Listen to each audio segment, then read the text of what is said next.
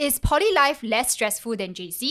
Welcome to the General Podcast. This is our inaugural episode for the podcast series where we discuss events and issues so that students and everyone else can learn from them. I'm your host, Eunice, founder of Blue Herring Academy, and I teach English and General Paper. And I'm your co-host, JH. So whenever I have a conversation with my JC students, right, we often come across this question, are intellectual skills more important than having practical skills in Singapore today? And whenever we talk about this GCE question, the first thing that students often tell me would be that intellectual skills, what comes to their mind immediately would be more of like JC life, and practical skills, right, would be more poly because poly is more focused on hands-on application while JC is more for academics, right? So whenever I talk about JC versus poly life, we also talk about stress, right? So is it really true that poly life is actually less stressful than JC? Firstly, I think one thing to know is that I didn't actually think about it from that standpoint before, about poly being talking all about practical skills, okay? While when it comes to JC, it's just like, purely intelligence, about intellectual skills, right? But whether it's a question of whether it's more stressful or not, personally, I was never the most studious person, okay, back when I was in poly, okay, because I do come from poly. I was actually studying communications back then. But I do believe even at the polytechnic level, there are many different types of students in place. Okay, so for one, you have students like me I did assignments, I did the baseline of things, the bare minimum. You have those whom are at the top of the cohort who study really hard as the JC students, if not even harder than like most of them. Okay, and of course you also have the socialites who are in poly as well. So those you'll usually hear of them. Okay, back then it was pre-COVID, so you'll hear of them. On Wednesdays, then there'll be ladies' nights on Fridays, and even the weekends. So that's how it has always been. Of course, my expectations of stress will be very different from those who are at the top. Okay, but personally, it's relatively okay. But how was it in JC back then? I think in JC, definitely it's very stressful because like we only have 2 years and we cram like the entire syllabus, right, into these 2 years. And then for first year, we have project work. And then after that, the next year, we have our A-Levels already. So many students or many JC students find it very stressful because it just seems like nothing all or nothing situation where A-level seems to be like the end goal and the only thing that will get them to university. So because of that, a lot of the pressure comes in because that's like a one-time thing, right? If you do well, you're gonna go on into university. If you don't do well, then obviously you might want to reconsider taking the exams again, or for certain individuals that I know of, they actually go into poly. So that goes back to this story that I have actually about my friend who, what he did was that he actually went into JC, and after JC, he went on to go into poly. So when he went into poly, then he did very well, then he went to university, right? So I actually asked him this question. I said like, so if you could kind of make a comparison between JC or poly, right? Which one do you think is less stressful? And then basically he said like poly is much better because the culture is less cutthroat, more forgiving. And I mean, he did very well. He was on the dean's list. So he says like he prefers poly. But I was telling him, I said like, I mean, you went into army after you finish JC and then you go into poly. So you have like 4 years. You're actually 4 years ahead of the batch of students that you enter with. His maturity is already at a much higher level. Correct, exactly. So very difficult to compare in that sense. I mean, you kind of already have that maturity and self-discipline to do well, right? Okay, even though I was a bad student back then, okay, but that's also another way to look at it, right? Like what you have mentioned. In JC, you have 2 years to mark for an all or nothing exam, right? So we're talking about the A-Levels. That's kind of like one of the most critical examinations of a student's life in JC. But at the poly level, right, okay, even though I wasn't that studious, but I still felt a lot of stress and anxiety even from my grades. Because at the poly level, what they actually do, or like it's very similar to what is done in university. So what they do is that every single semester, so out of the 3 years, even though we spend 3 years in poly, there'll be a total of 6 kind of like semesters in all. That's provided if you don't retain. Okay, so every semester they'll calculate what they call the GPA, which is grade point average, right? So it it can be very, very anxiety inducing as well, especially if what we are trying to do is to maintain your GPA every semester. Really. Oh, yeah, and what you mentioned about this other retain as well. So you talked about like provided if you don't retain. I think that's very similar, if not like worse for JC, because the chances of being retained in JC is actually quite high. So I was from Meridian JC, no longer around. Yes, merged with Tampines, so TMJC. My school then was known to be a school with a reputation of very high retention rate. I think it got to the point where our principal was kind of called out by some like board of directors, higher ups or something, for having such a high retain rate in JC. But apparently the story that goes with is that because it's a new JC, so they want to make sure that their cut-off point is lower and much more competitive. So they want to make sure that students who are in that JC, right, have to do very well for A-level. So if you do very well for A-levels, right, then it will help with the admission criteria. I think L1 R5, it will lower it, so that way you push the school into like the more supposedly the better off JCs. Okay. Yeah, so that's the T from back then. I'm not too sure it's still applicable right now. So retaining part is really quite a huge issue, or rather quite a huge pressure on students, right? Because they're afraid that, you know, after JC1, if they retain, then they're not able to move up, and then like their friends are gonna move up, which is what happened to me as well. Because when I was in JC, I moved up to JC2, but my two best friends, they actually retained. So it's quite lonely because I was the only one like up, and then I have classmates, yes, but we're not super close. So at that time, I was like what your friend said at that time in your anecdote, you were saying that everyone's pretty much in their own world, and I truly felt that way as well. I was really like in my own world, like, oh my god, poor me, you know, no friends, no life, all studying. And yeah, I didn't do very well for my A-levels in terms of the science subjects, because sciences is like totally no chill for me. I cannot do physics. I can't. Even after tuition, right, I still cannot do physics. So I've given up hope on that. And that being said, right, even though I didn't do well for physics, I did very well for like, yeah, general paper and econs. So yeah, and it was my first time looking at my grades in A-levels, right? I got A's and B's. Like throughout my entire 2 years, right, I have never gotten A, B's ever. Ever, okay? It was always like the lower part. So I think that also contributes to the stress factor for JC, because like we are so accustomed to looking at D, E, S, and U's, right? For throughout your entire 2 years, right? You're just so worried, you know, like, am I gonna even pull through A-levels now? Am I really that stupid? Am I really that dumb to the point? Yeah, that's the kind of mentality I had when I was like 17, 18, you know, like 17, 18, where you're like, oh my god, what's going on? And I studied so hard as well. Oh, literally, I feel Was like it that. worth it? Was it worth it? That's a good question. I felt it was worth it because that goes back to my point about like I mean, regardless of whether we choose poly or JC, right? I still feel that, to me, JC life provides the more open pathway that allows you to decide what you want to do a bit later on in life. Because when I entered JC, it was a bit of a sibling rivalry, to be honest, because my sister went into poly and I was like, no, I want to go into JC because I want to go in, because I want to be different. But like another reason why I chose to go into JC was because I know that I wasn't too sure about what I wanted to do, right? So because I wasn't so sure, that's when I went on into I finished my A-levels, and then I went into university and I studied psychology. And yeah, I'm very glad that it, you know, I finished that 2 years.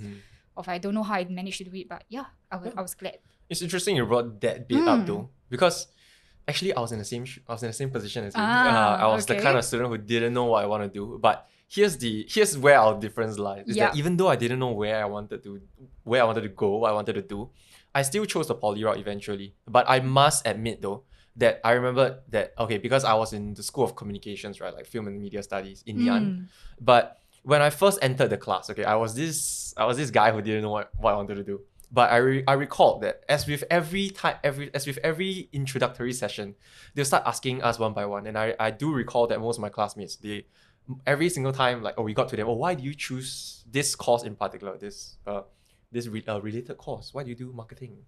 Most of them had given I would say pretty good answers in my book, because most of them will straight up let the lecturer know. Grade A answers. Grade A answers, really. They were really quality answers. They were saying like, oh, because marketing is something I'm really interested in. So I had a couple of friends who say like, oh, I want to do design subsequently. I had a friend who said that, oh, in terms of his family business, marketing is still one of the gaps that they have yet to cover. So then when it finally got to my turn, and I remember the lecturer's face when she was looking at me, and it's like, so, Jian Hong, what do you want to do? Like, what are you doing here? I remember I didn't look at her in the eye, all I did was look forward, and I said, I really don't know. But I must say that I may be an outlier, okay? And even though I didn't know exactly back then what I wanted to do, for most of the people that were around me at that point in time, I must say that like really impressed with hearing about how I remember like we were probably 16, 17 back then, and most youth, like I mean my peers at that age had already figured out what they wanted to do at that point in time. But I mean things have already changed very drastically since then, right? Because that has already been many years ago. Even at this particular juncture, most of us would have already moved on into different career pathways altogether. Yeah, like you're in education right now. Yeah. So was there any regret in like the fact that you chose to pursue marketing in poly then, knowing what you know right now? Okay, everything is in hindsight, right? Hindsight is always Yes, 2020. of course. Okay, so since I'm in the midst of pursuing education as well, okay, I'm in the education sector. If there is one regret, which is that like, I mean, it's also one of the ways that our society values qualifications, right? Especially, I want to say this is particularly true in education, because if you are intending to pursue to become a teacher, if you want to pursue to become a lecturer in the future, it is very, very important for you to basically make sure that you get yourself higher qualifications, such as a degree or even take a master's. Similar to what your friend has shared earlier. My only regret in that sense will be that I may have felt like I spent a little bit too long before really figuring it out. But if you were to ask me whether there are any like regrets with choosing the poly pathway altogether, I can safely say though, it's only because I went on this exact same path that's when I learned to treasure certain things better. So you also mentioned this part about like, poly, you went through poly and then after later you went into university and you did something that is completely different from what you did in poly, right? And even though you mentioned that, you took longer than perhaps like somebody else who's same age as you, but ultimately you still managed to come to this point where you actually found out that this is your passion and this is what you want to do for the rest of your life. And that's something that is very, very commendable. But then there are also many students out there, right, around 16, 17 years old. You don't really know what you want to do. And this fear of perhaps like, if I choose the wrong thing, it's gonna go all shits, everything is gonna go downhill from there. Everything's gonna go off the rails. And it's a very common mindset to have though. Especially if you're at that age, you feel like, oh man, it's do or die. Yes. It's JC. Now or never. Oh yeah, it's now or never. It's A-levels or retain. Yeah. It's promotes or retain. Even at poly level, there's always this fear. But I think a lot of everything that has happened up to this juncture, like, even though I have taken a very kind of like a roundabout way to what I want to do right now, I think it's very important. I think it's always a work in progress.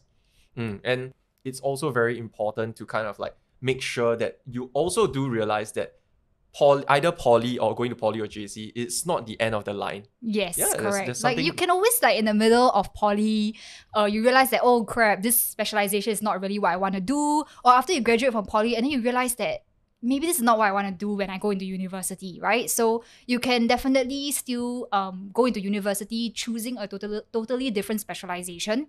And just that the only key issue here would probably be, or the downside would be, that you have to kind of start together with JC student. You just take a bit longer perhaps, but who's to say that longer is a bad thing, right? So that being said, right, so we talked about like going into university. The point that I want to talk about really is that many students have this thinking that JC students tend to there's a higher chance of them entering university than poly students, right? So there's this statistic that I managed to round up from, I believe it's the Straits Times. This is probably in 2021, so last year, that over 70% of JC students actually go into university, while 20% of polytechnic graduates actually got a place in the local university. So what do you think about this statistic? About this number of like percentage, not really even number exactly. So like 20% of poly diploma holders, we don't at this moment. It does actually seem like there are more and more students going to poly. Yeah, Yes, to poly, yes, isn't you're it? right, you're right. Yeah. Definitely. On that note, right, we actually have another statistic again. Oh. The Straits Times also actually shared that last year, so 2021, about 51% of the students who graduated from secondary actually enter into poly. So that's about 10,000 odd students who actually enter poly. While for JC, there's about 38% who actually enter JC. So that's, if give or take, our math may not be the best. 6,500, somewhere there, right? So yeah, you're right to definitely say that this idea of like 80 versus 20% of a poly cohort could actually be much bigger than what we think 20% is like, right? But I mean, if we take a step back and look at these statistics from another viewpoint, the fact that these statistics, 80 versus 20%, 70 versus 20%, it goes to show that 70%, there's a higher chance or higher success rate in some sense that when you get into JC, you will go into university, right? 70%. But again, there is nothing else, okay? Like what you mentioned, JH, right? This idea of like A-Levels, GCE A-Levels versus diploma. Obviously, if an employer is looking at hiring somebody, they will want somebody with experience, somebody with specialized skills, right? So a diploma is gonna definitely outgun A-level students, right? So that's also precisely why it's 70%, because you have no other choice. JC students after A-levels, you need to get into university in order to get like a proper degree. And you were also mentioning as well that like for poly, right, not everybody wants to go into university, right? So that's this 20% is like, perhaps this 20% is the 20% that wants to go into university and they have very good grades for that. Into the rest of them may not necessarily want to go into university.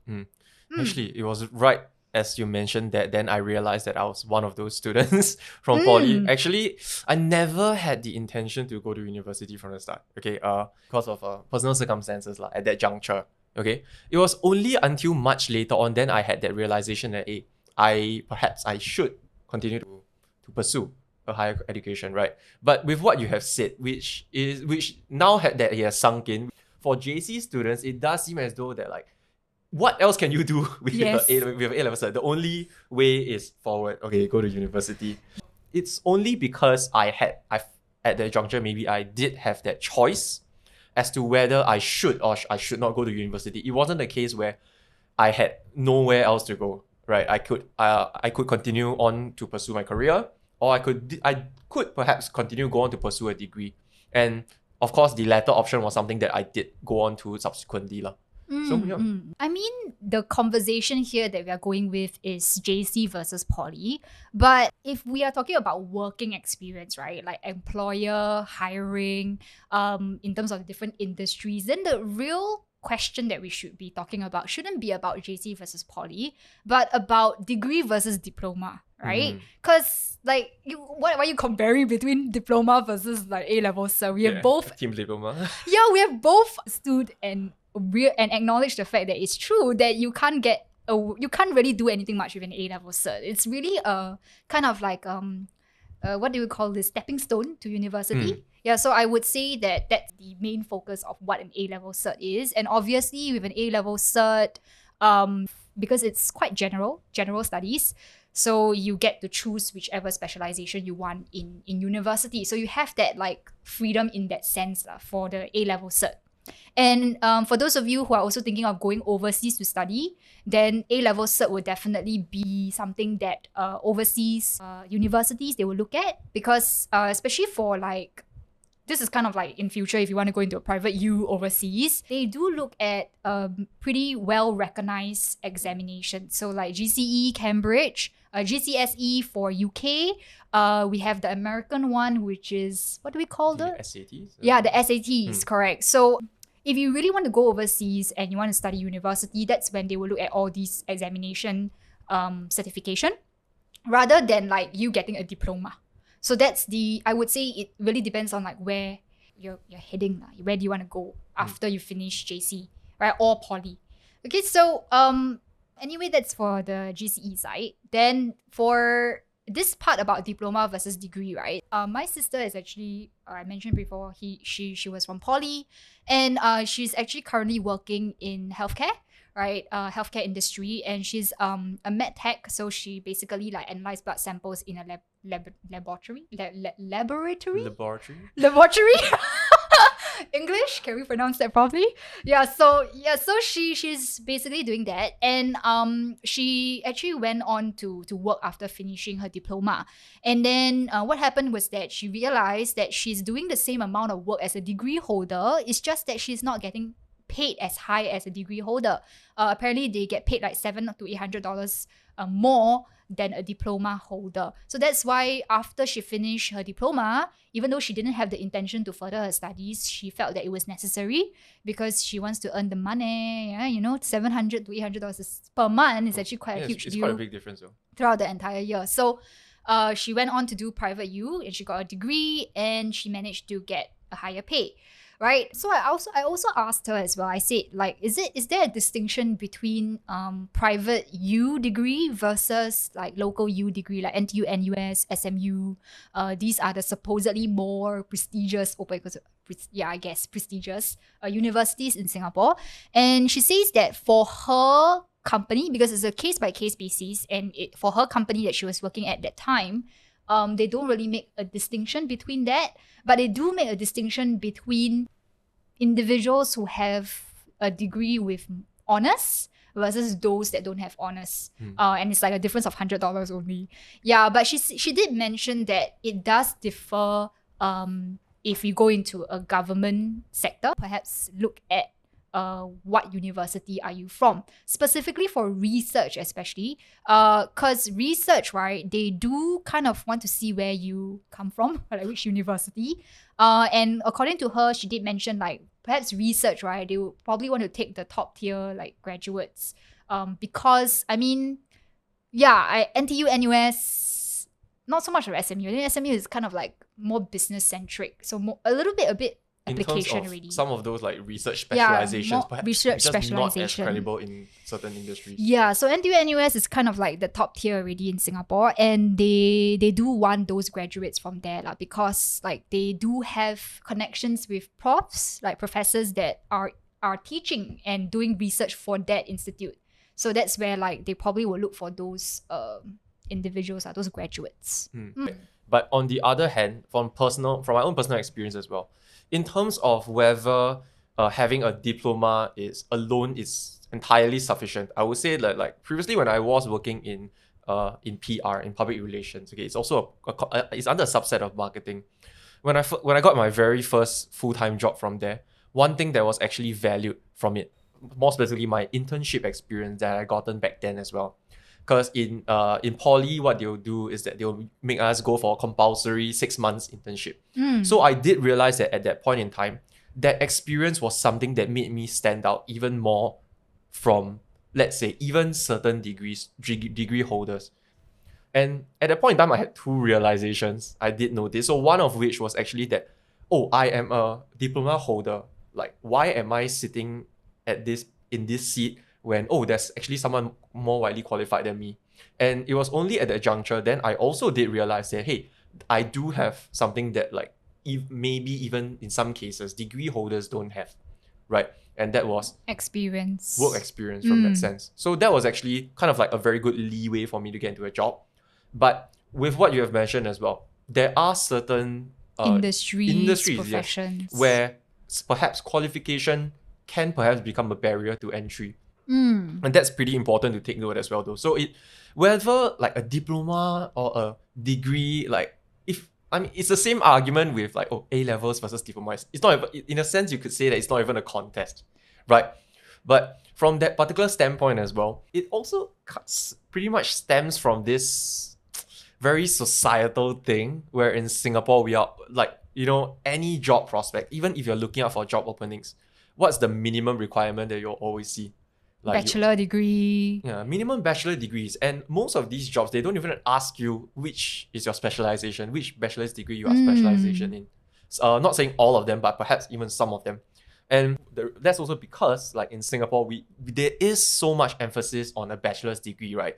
Such that there is also that, perhaps even that sense of pressure, even for some students who were in diploma, they were taking the poly route, and they may not even have thought about wanting to go and pursue university. It's almost like a bare minimum in some sense to get a degree already, to the point, right? But then, like, you also mentioned as well, like, you were in marketing, and that in itself, honestly, I don't really think there's a need for anybody to get a degree like a bachelor's degree and then go on to master's degree for marketing, unless you intend to teach that subject as a lecturer, right? Or you're going into the academic space, hone young minds and all that, right? But then if you're not really going to go down that pathway and you just really want to have work experience, you just really want to like do something that you're passionate in, and then the degree is not really that important, because a lot of times for marketing, for example, I would say like portfolio is more important than anything else. Like when you engage with clients, right, you don't really need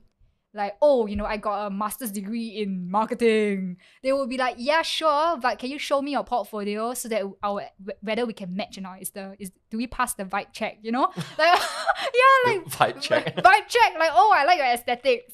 Right? Oh, I like your like design, the appeal that you're going for. I like that style. Right? Then if you are like, yeah, you got a master's, but your design is like PowerPoint, PPT, like word art or something like that, then nobody's gonna like want to. So in that sense, definitely practical skill from that standpoint of like, some certain employers will definitely be looking out for like your relevant work experience. They'll be looking out for the relevant skills that you possess that's in line with what they're looking for. Yeah. On the flip side, I don't think I would trust like a medical professional or a doctor who only just have like a diploma or GCE A-Level cert.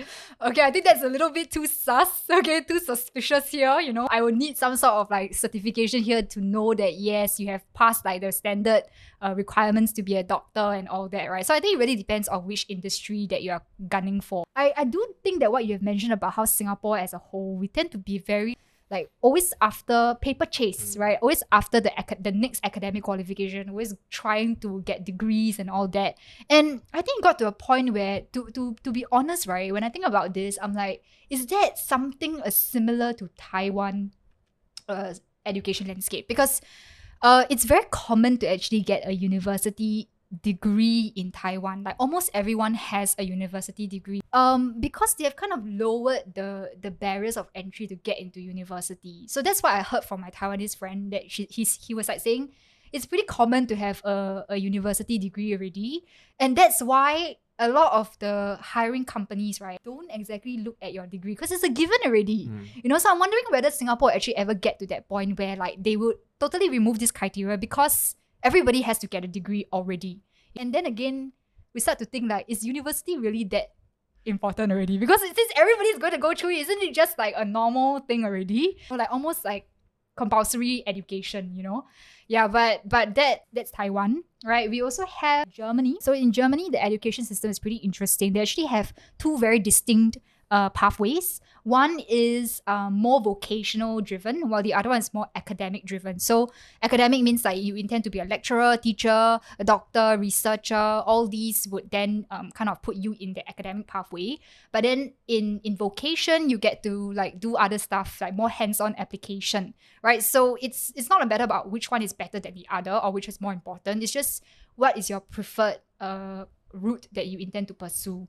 And I thought that was actually pretty cool because like people often have this mindset that like somehow if you are more hands-on, right, and you're not academic driven, especially in the context of Singapore, you're somehow not as good. You're not as good in terms of studying, so therefore like you're not a good student, you're not a good person, you don't student. have very good job prospects or something like that, which is very strange because I actually have my mentor, right, who was telling me about the fact that actually she and her husband, they're going to Berlin, right, Germany, and they actually recognize ITE NITEC course, the qualification, right, and they do pay very highly for that, which is very strange, right, because you think about it, we're not gonna throw any shade on ITE, but then in general, Singapore society especially, often think that like, oh, ITE, like that, this means that you're not, say, very good, not gonna make it very far in life. The kind of like traditional mindset that nobody wants to talk about or nobody wants to say out in the open.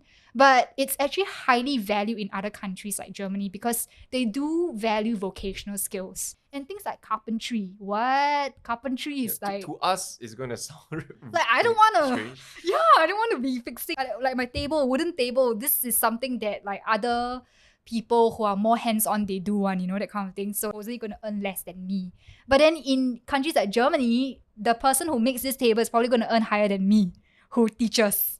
Right? So I really think that it's our society lah. Yeah, it does make sense from that standpoint as well. Because when it comes to vocational skills, since you've mentioned that will be in Singapore, that will be basically, if you're talking about the different pathways after your O levels, it'll be between ITE, which is like technical, like it's known as like Institutes of Technical Education, right? So learning technical skills, and even in poly, it's also would be considered as technical skills.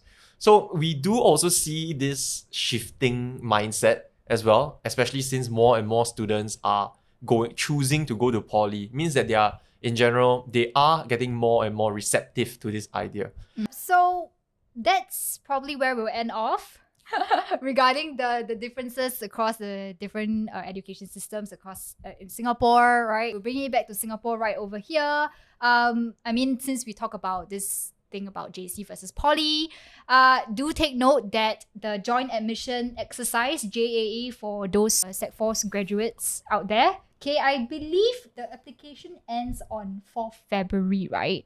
I might be wrong on that, I guess. Over here, it seems like you can make an appeal from 4th February to 9th February. So for those of you who are thinking from a standpoint of like, okay, you know what, like maybe JC life is not for me, right? If you went to JC, you still have time to appeal to go into poly, right? I believe that's the period of time where you can choose to make an appeal. So yeah, don't see it as an end all be all. So our next segment, our final segment would be to do Would You Rather? Alright, so we got some magic liquid here, not sponsored, so I've turned away the label away from the camera for those of you who are listening in. Okay, and I'm gonna do a quick pour. Oh gosh, what do you hear the ASMR? I can't open! Okay, so let's play a game of Would You Rather. But before that, drink up. It's good. That must be nice. Don't drink and drive. So good. Okay, first up, would you rather? So this is a question for JH. Would you rather get mediocre grades, average grades in poly, or do very well in JC? Answer. Okay, everything is hindsight 2020. Okay, that's the first thing to make clear. Okay, if you're, now that we look back, who doesn't want to be a good student, right? Okay, yes, okay, okay lah. I would like to be a good student for one. So that's your answer. Yeah, because I can't really imagine like being a good student. That's on one hand. So yeah. you like to think of if I could be, since I never tried it out, so let me try lah. The grass is always greener on the other side, right? So I was a mediocre student in poly back then. So there's not a lot of stress, but perhaps if I look back one day and I think that, maybe it's good to try really, really being a good really student, hard. You mean? Trying really, really hard to get something you want. Okay, sure. If it's me, I would still choose JC lah, of course. Right. So let's say if I flip it around, right, and I go let's say I get good grades in poly or mediocre grades in JC, I would still go for mediocre grades in JC because I did get mediocre grades in JC. Oh, you mean throughout JC? We're not talking about A-levels, right? Yeah. A-levels, yes. Okay. Yeah, my grades were like pretty average. Yeah, I got 2 A's and that's about it. That's the only thing I can brag from my GCE A-Level cert. Yeah, but I would still choose JC because I think that stage in life, right, 17, 18, or if it's poly year 3, 19, right, it's a very weird year. Like, so anyway, that's my point now. Okay, I think that it's like you're at that weird stage. I just want to get it over and done with. And after I finished JC, right, I went to uni. What am I saying? Went to uni. Seems It like was so fun. The true And serum is taking yeah, effect. it was so fun, guys. Okay, it was so fun. University that like I'm glad I got it over and done with in JC. If I had to spend another year during that period of time, like no thanks. No thanks very much. Right, I'd rather go straight to uni. So you Yeah. you can't imagine working even harder than you did in JC. Is what I'm hearing. Yeah, I think I'm done with that period of my life. Yeah. Right. Okay. Thank you so much, everybody, for listening in our first episode of our podcast series. We will see you. Next time. Yeah. Bye.